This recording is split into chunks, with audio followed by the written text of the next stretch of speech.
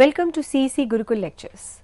In this part of my ongoing series of outcome based education, we will be talking on the quality assurance in education in India.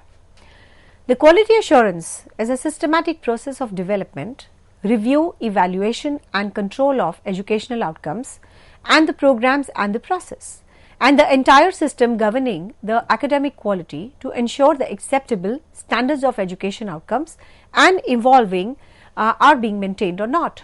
In other words, the academic quality is the degree of excellence of achieving the academic outcomes of standards, while quality assurance is a set of the process in a system which try to achieve the required level of the academic quality.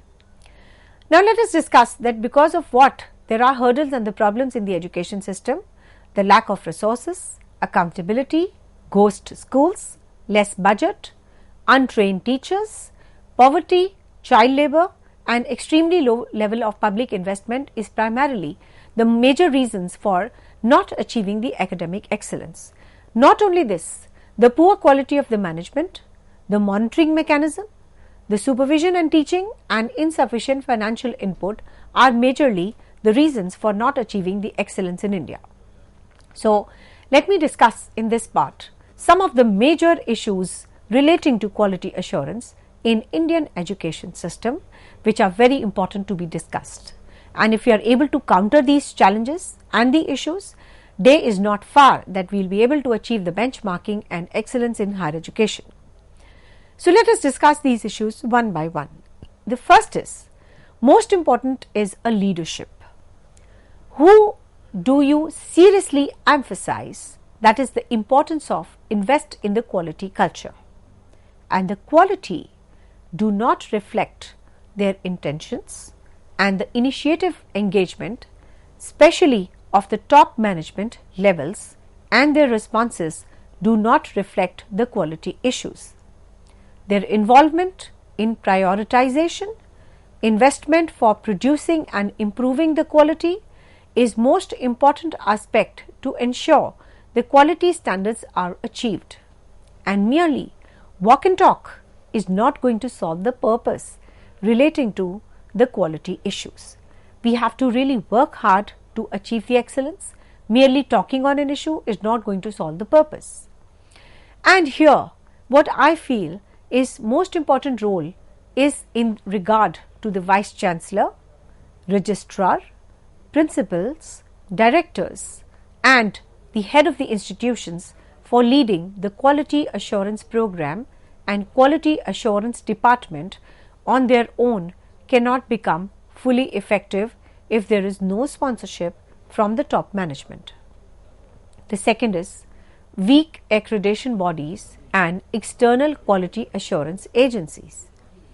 The dilemma of the poor quality at the state level lies with the accreditation bodies, which are usually the governmental or non-governmental professional bodies. All those countries where this function is weak at the state level, the citizens become a victim to the entire educational system. So, definitely the dilemma of a poor quality has everything to do about the external accreditation bodies. The countries where this function is a weak function or the state level, the citizens become a victim to the entire educational system, and this is a very, very evident issue. The next is your, the weak accreditation bodies concerning the assurance agencies which are external. This element is particularly weak in the developing countries and the underdeveloped countries, and it needs the immediate action to order to effectively control the quality of the country's educational systems. The next is your weak internal quality assurance functions at schools, colleges and university levels. The quality assurance function is usually found unstructured as a program in most educational institutes. Now, this is primarily the major issue, and the IQAC cell or the internal quality assurance cell of all the colleges, universities and primarily of all the schools also, they are not up to the mark, they are unstructured, and the role which they are supposed to play, that it is not being played by them.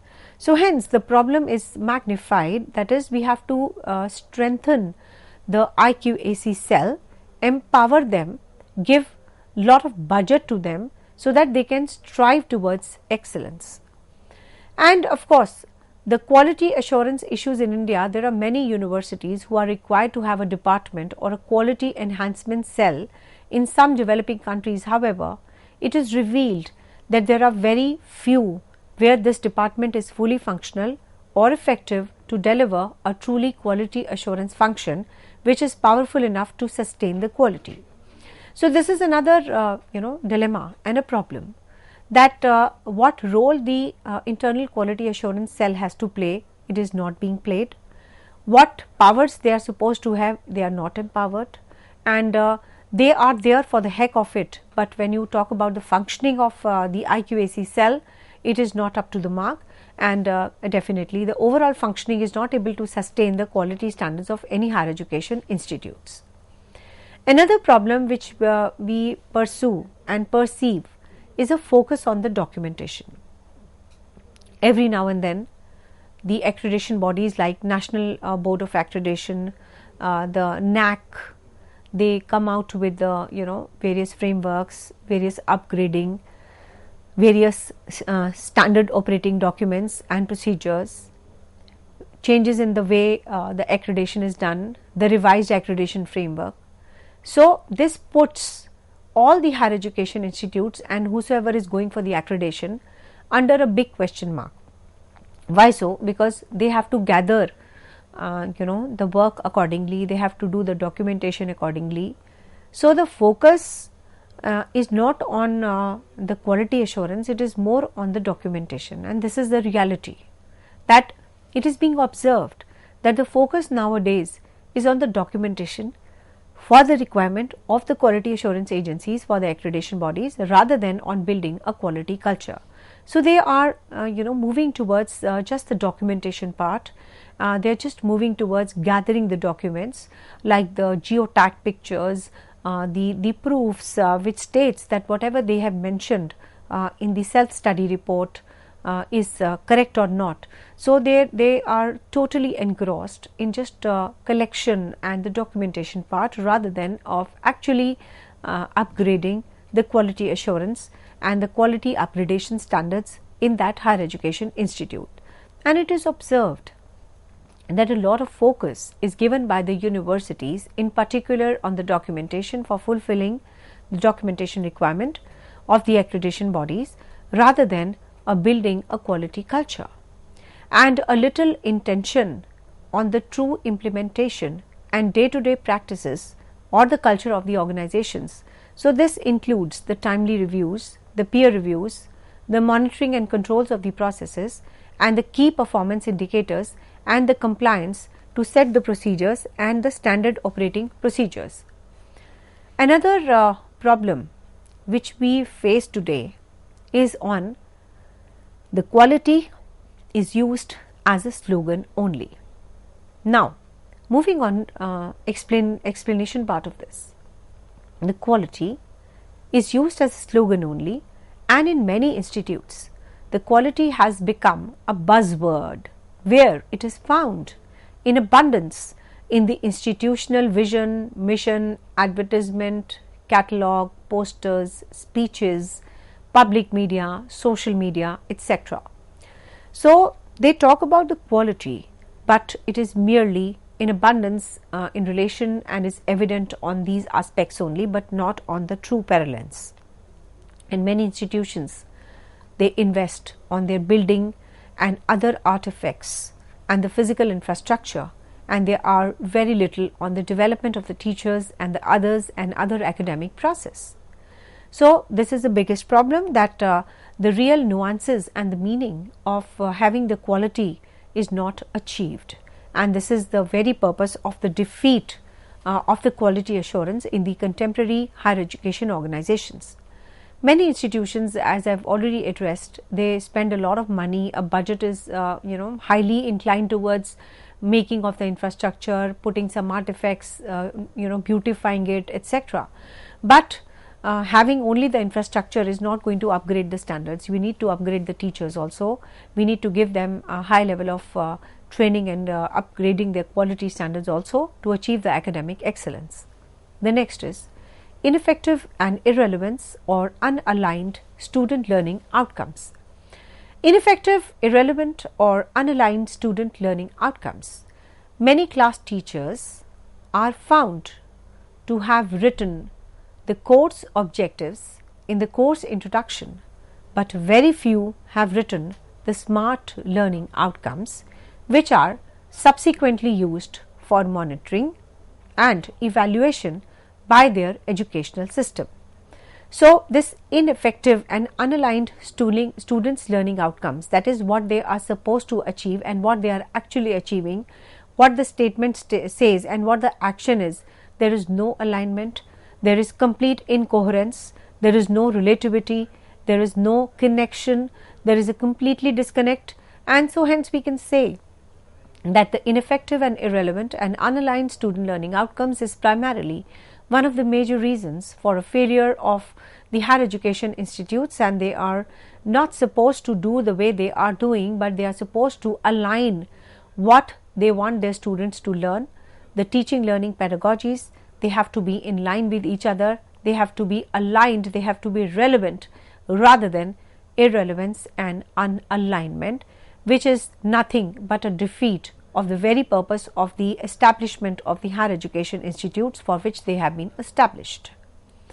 Now moving on to the next aspect, that is the poor accountability of the teachers. So for accountability of the teachers on whether they have achieved the desired level of the student learning outcomes or not, there is no accountability, there is no checking, there is no mechanism owing to which we are able to have a question mark on the teachers that the purpose for which you are here, the purpose of the student learning outcomes, are you able to achieve that? Is your student able to produce what they are intended to produce? Is your student able to learn what they are intended to learn? Is students able to create what they are supposed to create? The answer is no. So here the biggest loophole of the outcome based education is that there is no accountability which is set on the teachers. So for the accountability to be set on the teachers and whether they have achieved the desired level of the student learning outcomes or not is a big question mark. So we can say that the poor accountability of teachers puts a question mark on achieving the quality standards benchmarking in relation to the outcome based education. There are very few academic systems make teachers fully accountable for the learning outcomes. Many senior teachers, they ask the junior teachers if they have completed the course or completed or what they are supposed to teach. So the answer is no. There is no mechanism to question this, to check this. So we have to put some kind of accountability for the teachers in place, so that we are able to have a complete information with us that whether the student learning outcomes have been achieved or not. And most of the senior teachers, they ask their junior teachers if they have completed the course. So our system is more about completion of the course rather than on what the students have learned. There is no accountability, there is no checking on that. So it has to be in place, and it has to be very much in place in terms of achieving the quality assurance, achieving the benchmarking towards the excellence of the Indian education system. Now moving on to poor accountability of the teachers. The question as to how many of their students have really understood the subject matter or how many can synthesize the subject matter are usually never asked by the teachers. As a result, most of the teachers, they try to complete the syllabi rather than guarantee the learning outcomes have been achieved or not. So basically we have to do something about this particular point of poor accountability of teachers if we want to make the outcome based education from dream to a reality. Otherwise the benchmarking, the quality excellence will be in mere words only, will never become a reality. So the most and the important parameter to achieve the outcome based education today is to achieve the and fix the accountability of the teachers in this regard. Now coming on to the another point, that is one of the issues of the higher education institutes, an alignment of the students' learning outcome teaching methods and the assessment systems. Student learning outcomes and the teaching methods and the assessment systems with those are not found fully aligned, and very few institutions have developed the monitoring systems to ensure that the learning outcomes are matched completely or not. The exam grades are usually taken as only measure of the student's achievement.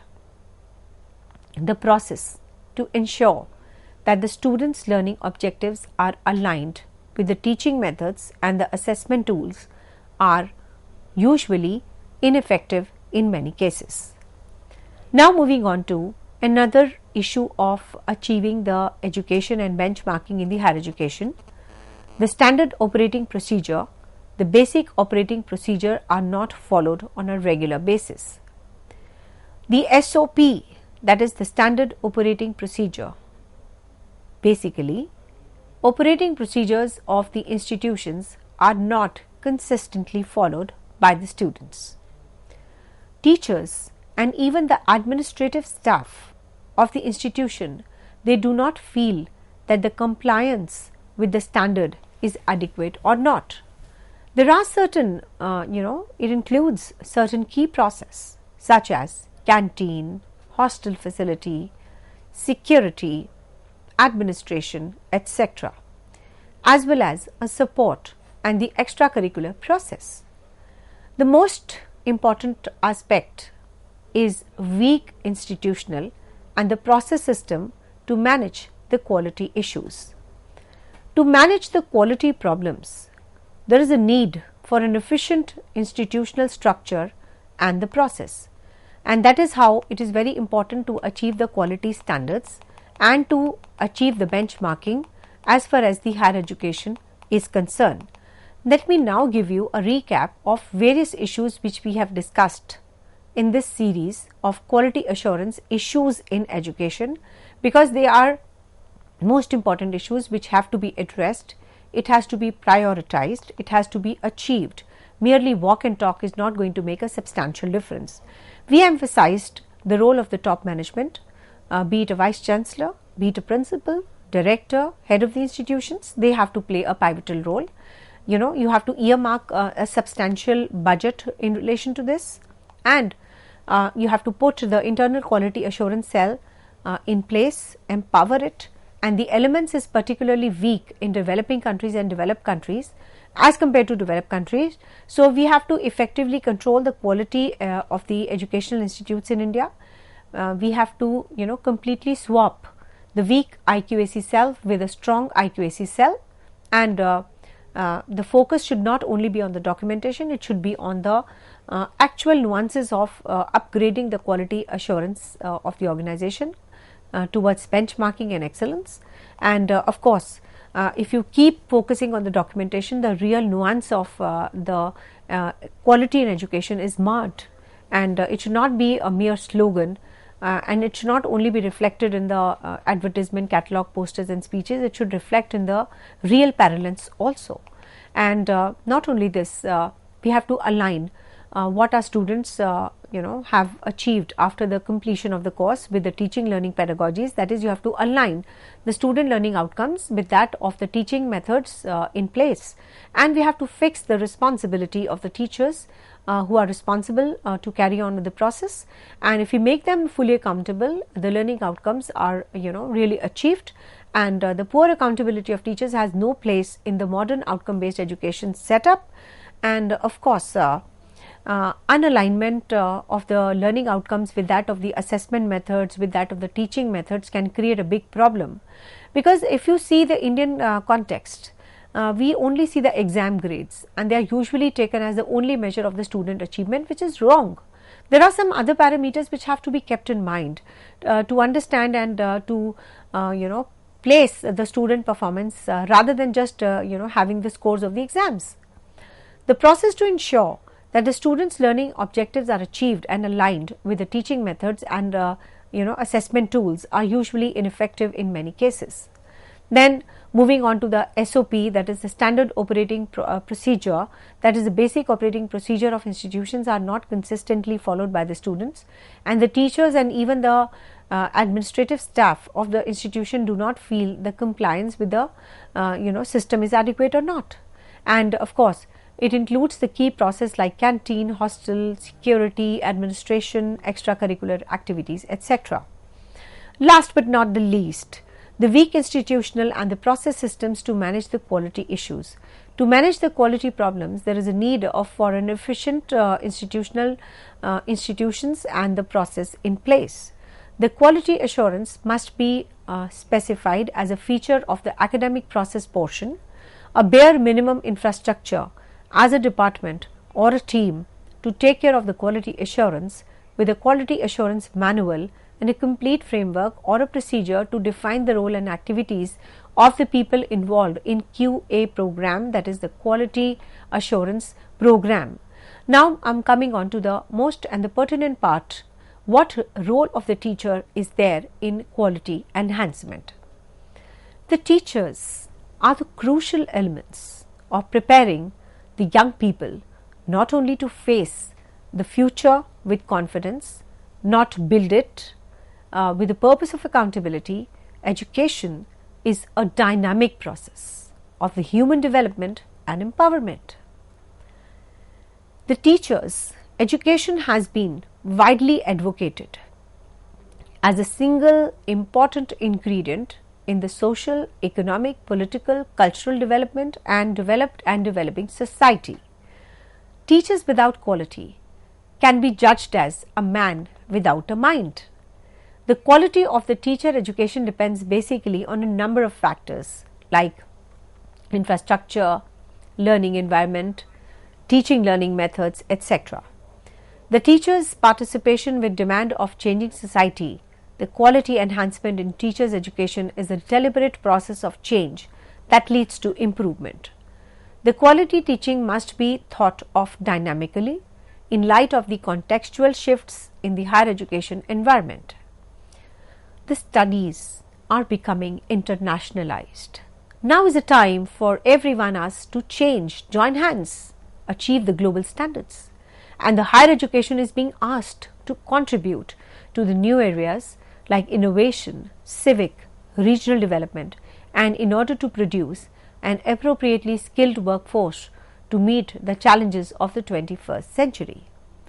The senior management must be committed to capture all the dimensions that affect the teaching quality. Student must be committed to provide the feedback on the curricula and the teaching throughout the program evaluation. An ineffective institutional policy for the quality of the teaching brings together the external factors at the national and international levels that may foster a climate conducive to the recognition of the teaching quality as a priority.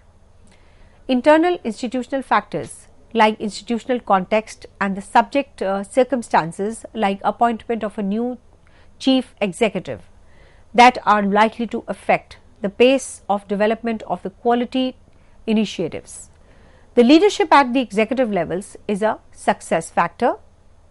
The participation of the faculty deans is vital as they are at the interface between an institution decision making bodies and the teachers of the job. They encourage the cross fertilization of the strategic approaches, build and support the communities of the practice and nurture the innovation in everyday practice in the classrooms. So now I am going to discuss that what efforts should be put in place to improve the quality by education sector. The first is improve the curriculum. The curriculum which has to be taught has to be contemporary, 1, applied, 2, number 3, affecting all the stakeholders, need of today and industry according to the industry demand. If all these factors and parameters are met as far as the improving of the curriculum is concerned, we will be able to achieve the quality in the education sector. Next is change the textbooks, basically according to the need of the students. So we have to change the textbooks if they are demanded as per the new need. We have to change it. We have to supplement with the new and contemporary information, etc. Those old books, just stereotype old books is not going to make a difference now. So we have to actually change the approach, give them the contemporary material to augment with their academic journey. And based on the ideology of a country, we have to focus on the ethics also, norms, value system and the culture, etc. We have to free education, give the free education from class 1 to class 10, because we have lot of people who are underprivileged, who are living below the poverty line, and access of the information, availability of the information, opportunity to have the education should be available to all. The government should take lot of steps, initiatives and put the schemes in order to improve the education quality and the competition in the higher education studies by introducing the schemes like the solar systems, the laptop distribution, etc., so that the people who are not able to afford, they are overall in the line of achieving the aspects which is the need of today. So we have done today the various aspects in relation to the quality assurance. What is the role of the teacher, which has to be played as far as the quality enhancement is concerned, because the teachers are supposed to be the crucial elements and they are actually playing a very pivotal role in the human development and empowering them, and is being widely advocated by everyone in every sphere, be it economic sphere, social sphere, cultural sphere, development, etc. So, a person without mind is like a teacher without a quality. This simile is very important, and it clearly understands the need of a good teacher to upgrading the standards of the education system, achieving the benchmarking and excellence. So we have to actually align everything together, like what we are supposed to teach our students, what the teacher is supposed to teach, what is the outcome based learning in terms of the student learning outcomes, and the teachers have to ensure that the student learning outcomes is achieved in whatever way they can, in putting some curriculum in place, in having some kind of a teaching pedagogies changed in terms of the teaching learning mechanisms in place. So basically the teacher participation has to be substantial if we want to improve the education system in India. And in the context of quality education and achieving the benchmarking, we cannot undermine the role of a teacher, because nowadays if you talk about the education system is internationalized, and there is so much of innovation which is taking place, and and overall the importance of skill is being glorified, the skilled labor, the skilled teacher, the faculty development programs have to be in place, and the students must be committed for the feedback, etc., and the institutional policy has to be in place. And I'll give you an example of Europe, that external factors at the national and the international levels, for example, the Bologna process in Europe that may foster a climate conducive to the recognition of the teaching quality is a priority. So on the similar pretext, the Indian system also has to be in the line of many developed countries who have achieved the benchmarking and the excellence. The internal institutional factors like the context, the specific circumstances have to be tackled in a very smart manner, and to achieve the participation, the faculty deans, etc., have to also be very, very important, and they have to be an agent of change, because they are the decision making bodies, and they can make a substantial difference. So the strategic changes, the strategic approaches and the policies have to be in align, and make some improvement in the curriculum and the textbooks and ideologies, free education distribution to all, and government can also improve the education system by putting lot of money and distribution of the IT infrastructure, so that the people who are at the lowest level can achieve the excellence in this regard.